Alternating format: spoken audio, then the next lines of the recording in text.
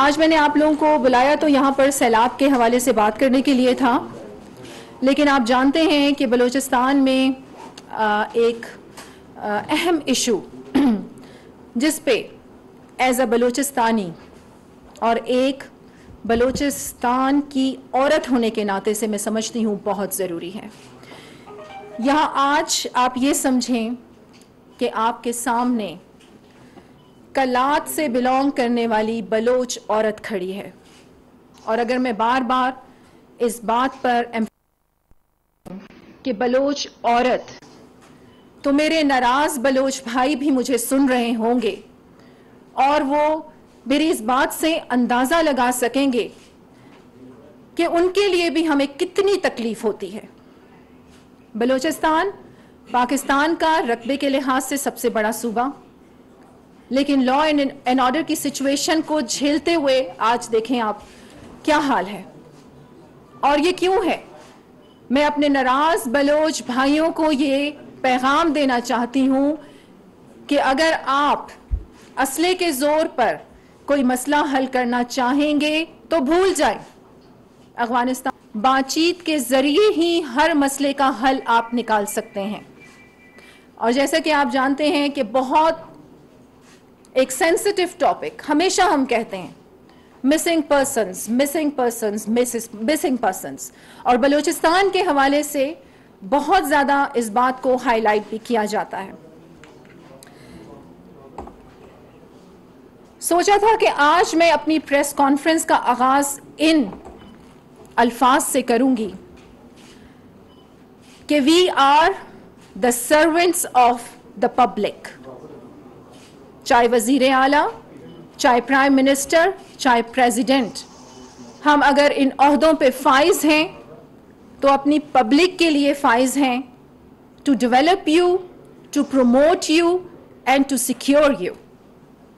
Missing persons کے حوالے سے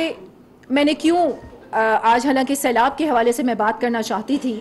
لیکن جیسا کہ آپ جانتے ہیں کہ ظہیر نامی شخص نے کل جس طریقے سے پریس کانفرنس کی، اور آپ یہ بھی جانتے ہیں کہ زیارت کا جو واقعہ ہوا جس میں ہمارے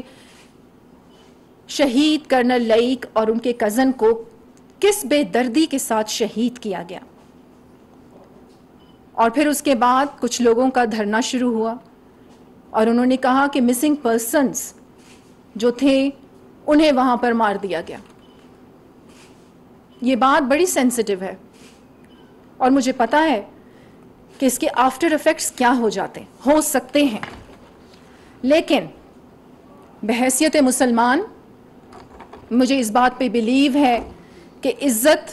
ذلت، زندگی، موت سب کچھ میرے اللہ کے ہاتھ میں ہے۔ اسی لیے آج پاکستان کا درد رکھتے ہوئے، بلوچستان ایز اے بلوچ عورت، بلوچوں کا درد رکھتے ہوئے میں آپ سب کے ساتھ یہ بات شیئر کر رہی ہوں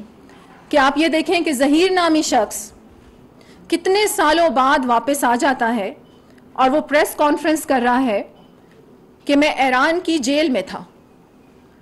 کیونکہ وہ انلیگل بارڈر کراس کا کوئی واقعہ سامنے آ جاتا ہے، اور یہاں پر ماما قدیر جیسے لوگ بیٹھے ہوئے ملائن کر رہے ہیں اسٹیٹ کو اور اپنے اداروں کو، اور ایسے اداروں کو جن کی وجہ سے ہم رات سکون کی نیند سوتے ہیں۔ ظہیر تو واپس آ گیا، اور وہ جو زیارت کا آپریشن تھا، مجھے آپ یہ بتائیں کہ جس بے دردی سے کرنل لئیک کو اور ان کے کزن کو شہید کیا جاتا ہے، سیکیورٹی ایجنسیز، قانون نافذ کرنے والے ادارے اس علاقے کو گھیرے میں لے لیتے ہیں، اور پھر اس کے بعد آپریشن ہوتا ہے، اور پھر ایک اہلکار سیکیورٹی نافذ کرنے والے اداروں کا وہ بھی شہید ہوتا ہے، اور کتنے شہید ہوئے۔ ہم مسنگ پرسنز کی تو بات کرتے ہیں، لیکن ہم کب ان شہداء کی بات کریں گے؟ کیا ان کے بچے،